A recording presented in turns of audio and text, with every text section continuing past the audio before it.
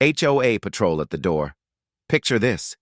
It's a quiet Saturday morning, the kind where the world finally slows down long enough for you to breathe. You're convinced you've earned a moment of peace, but instead of silence, two strangers come knocking, wearing cheap uniforms, flashing imitation badges, pretending they're law enforcement here to arrest you. That was the reality for Gavin Miles, a black man who had just wrapped up a grueling 6-week undercover assignment and wanted nothing more than a single calm morning.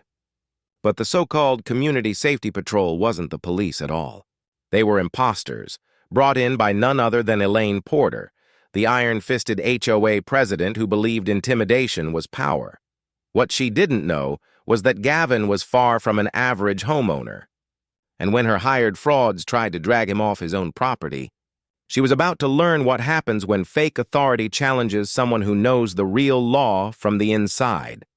It was one of those slow, peaceful mornings, the kind that suggested quiet was finally possible. Gavin Miles stood barefoot in his kitchen, a federal officer off duty, still wearing an old flannel pajama set and the faded socks his daughter gave him years before.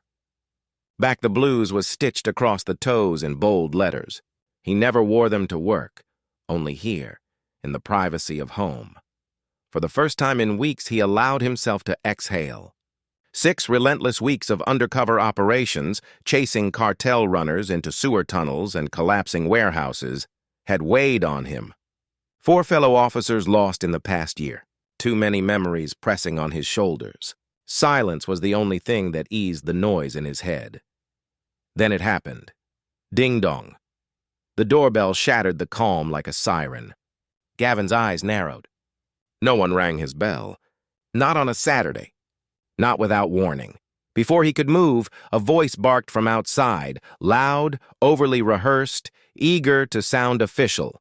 "Resident, step outside immediately." Gavin didn't respond. He simply looked toward the front door, expression flat. He set the portafilter down, took a slow sip of coffee, rolled his neck to release tension, and walked to the entryway. Through the peephole, he saw them. 2 men in black windbreakers labeled Community Safety Patrol. Mid-30s, maybe early 40s. One had a plastic badge clipped awkwardly to his belt, like something printed at a copy store. The other carried zip-tie cuffs hanging from his waistband like he wanted to be seen. Both wore sunglasses despite the sun barely rising. Gavin cracked the door open only a few inches, enough to speak, not enough to give anything away. "Can I help you?" he asked. The man on the left stepped forward too quickly, like he'd practiced this scene in the mirror. "Sir, we've received multiple complaints. Yard debris, unauthorized flag display, reported verbal aggression toward an HOA board member. Step outside." "You need to comply." Gavin blinked, slow, unimpressed. Cheap cologne and stale energy drink fumes hit him. These men weren't officers. Not remotely. "And which department are you with?" Gavin asked. Silence. The pause stretched. "Then, that's not relevant. Imagine your reaction. 2 strangers, fake badges, fake authority, at your front door, demanding you step outside. What would you do?" Before we go any further, what city or country are you watching from right now? Drop it in the comments. We love seeing where our viewers tune in from. And if you think real authority should never be faked, hit that like button and subscribe to Story Arc, where stories show exactly what happens when pretenders run into the real thing. Gavin examined their badges. Cheap laminated plastic. A clip art eagle. No department numbers, no names. Nothing that held legal weight. His voice lowered. Steady as bedrock. "You do know impersonating an officer is a felony, right?" The taller man's jaw tightened. The shorter one's fingers twitched toward his zip-tie cuffs. Gavin didn't flinch. He simply narrowed his eyes. "Let me guess," he said quietly. "Elaine Porter sent you." The calm in his tone hit harder than any raised voice. The impostors exchanged a look, uneasy, uncertain. The taller man swallowed. The shorter one tried to recover, gripping his fake badge like it proved something. Gavin held their gaze for several silent seconds, then simply closed the door. Not slammed, just a quiet, deliberate shut. And just beyond the hedge, no more than 20 feet away, was Elaine Porter herself, The orchestrator, the puppeteer, the one who had started all of this, 59 years old. Thin enough to look carved out of angles, hair lacquered into a stiff helmet, lipstick too red for early morning. Her beige pantsuit matched the siding of her house so perfectly she almost disappeared into it. Almost. She wasn't crouching to hide. She was crouching to observe, because watching was her favorite sport. Surveillance disguised as civic duty, president of the HOA, head of neighborhood watch, self-appointed guardian of community standards, her grudge against Gavin Miles, the new black homeowner on her street, began the moment he refused to remove the thin blue line flag hanging on his porch. She called it divisive, political, non-compliant. But it wasn't politics that offended her, it was defiance. Gavin didn't go to her meetings. He ignored her. Letters. He didn't tremble at her clipboard, and that alone made him dangerous in her eyes. Now she crouched behind his hedge, gripping an off-brand walkie-talkie and a spiral notebook full of invented violations. She pressed the talk button like it was a weapon. "Go ahead and enter," she hissed. "Push him. He'll break." He's not who he claims to be. Inside, Gavin watched her perfectly through the doorbell camera feed on his phone. Clear video. Clear. Audio time-stamped, irrefutable. He turned the volume up so the men on the porch could hear her voice for themselves. "Go in," Elaine crackled through the speaker. "He's bluffing." Both fake officers froze. Confidence drained into fear. Gavin opened the door again, still in sweatpants. Still calm, but his posture, his presence, shifted the air. "Identify yourselves," he said. Even, controlled. Neither answered. "We don't need to," one finally muttered. "We're acting under an HOA directive." Gavin tilted his head. "Then show it." Silence. They had nothing. "You are standing on the porch of a federal officer," he said, voice like concrete. "Wearing counterfeit badges. Taking orders from a woman hiding in my hedges." Their bravado shattered. Gavin gave a small, humorless nod. "That's what I thought." Then he stepped back and closed the door again, a soft click that sounded like thunder. Outside, Elaine's voice shook through the walkie-talkie. "What's taking so long? Go in." But this time, no one moved. Inside, Gavin didn't hurry. He had learned long ago that silence can be more commanding than shouting. The imposters fidgeted on his porch, anxiety settling in heavy, while Gavin moved down the hallway with slow, deliberate purpose. He opened the closet beside the stairs. Everything was exactly where he had left it. His duty belt, ballistic vest, radio, badge, and Glock resting in its holster. Clean, oiled, ready. For weeks, those items had remained untouched, waiting for the moment they would be needed again. Now, with steady precision, Gavin suited up. The soft click of buckles locking, the whisper of fabric tightening, the quiet thud of practiced routine. All filled the room. No panic, no rush, just preparation. When he finally straightened, the shift was undeniable. The quiet man in sweatpants was gone.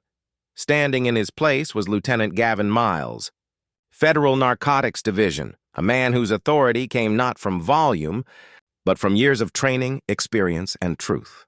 Outside, the fake officers were unraveling. One kept darting glances toward the hedge, where Elaine Porter was still hiding, hissing frantic instructions into her cheap walkie-talkie. Her tone had lost its edge. The confidence was gone. She knew the situation was slipping out of her hands. Then the door opened. Gavin stepped out, slow, steady. Morning sunlight glinted off the polished badge on his chest. His face remained calm, too calm. When he spoke, his voice cut through the air like a blade. "You two are under arrest," he said evenly. "Impersonating law enforcement and attempting unlawful entry." The shorter man's jaw dropped. "Wait, this was just a safety check." "The HOA," Gavin silenced him with one look. Then, "Tell me who in the HOA authorized you to threaten a federal officer at his residence?" The question landed heavy. No one answered. They had no answer. Gavin lifted his radio. His tone remained controlled, professional, unshaken. "Dispatch Lieutenant Miles reporting 2 suspects on site. Impersonation and attempted unlawful entry. Within minutes, The low hum of engines turned into rising sirens. Red and blue lights flashed across Brookhaven meadows. Washing over perfect lawns and pristine driveways, Elaine sank lower behind the hedge, but there was nowhere left to hide. Gavin turned his head slightly. "You can come out now, Elaine. You're already on camera. I have your voice and your face." The hedge rustled. Slowly, stiffly, Elaine stood. Clipboard hugged to her chest, hands trembling. I didn't know," she whispered. Gavin's gaze locked onto hers, cold, unwavering. "No, you just didn't care." Officers moved in swiftly. The fake badges, the zip cuffs, the windbreakers, all collected as evidence.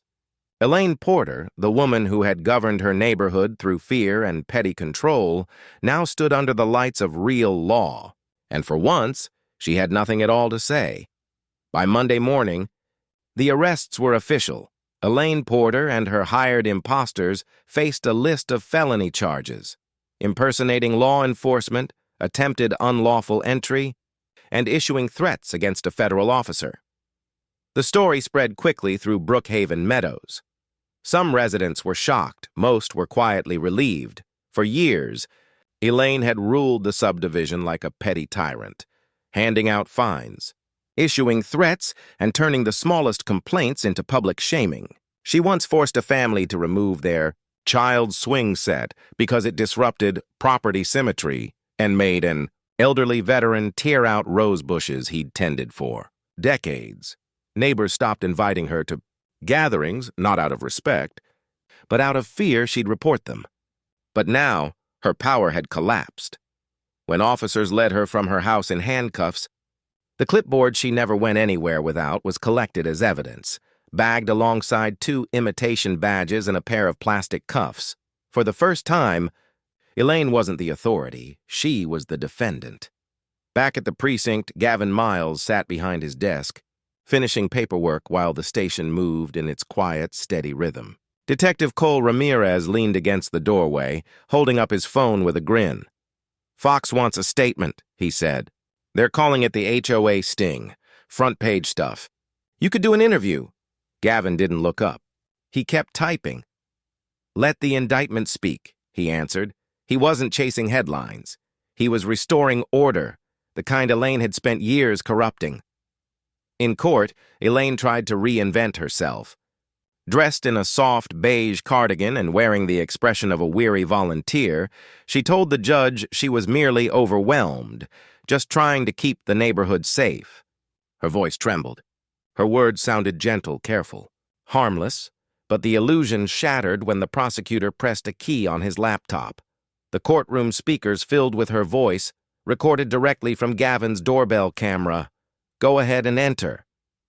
"He'll crack. He's not who he pretends to be." Silence fell. Jurors froze. "The mask was gone.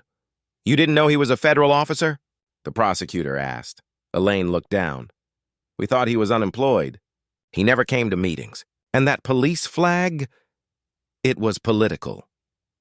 "The flag," the prosecutor repeated, "was your justification?" The judge leaned forward, disbelief thick in his tone. "You hired men with fake badges and plastic restraints to intimidate a homeowner. Who was, in reality, a federal officer because you didn't approve of his flag or his lawn?" The gavel struck. 18 months in state custody for all 3 defendants. The HOA placed under federal oversight for 2 years. For the first time in decades, accountability arrived on their street. The next HOA meeting wasn't held in a lounge or a clubhouse, or with catered snacks. It took place in a church, basement, under court supervision. No speeches, no power plays, no inflated authority. Every bylaw was rewritten, every abuse of power, rules stripped away. No more community patrols, only real procedures overseen by real officers. If you believe the law should never be worn as a costume, hit that like button and subscribe to the final boundary. Tails. Because this neighborhood learned one simple truth. You don't fake authority at a real cop's house.